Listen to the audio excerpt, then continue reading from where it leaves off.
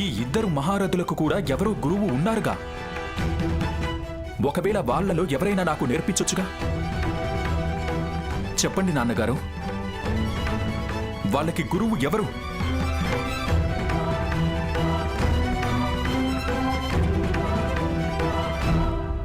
వాళ్ళిద్దరూ వేరువేరు కాదు.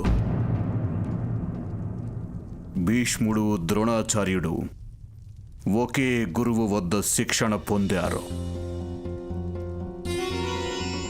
అంటే ఆ ఇద్దరు మహాయోధులు ఒకే గురువుకు శిష్యులా? ఎవరా మహాగురువు? ఆయన ఇక ఆపండి అన్నగారు. భోజనం చేసే సమయంలో మాట్లాడడం మంచిది కాదు. ప్రారంభించండి. మీరు చెప్పండి పెదనాన్న, ఎవరు ఆ ద్రోణాచార్యుడికి భీష్ముడికి గురువు?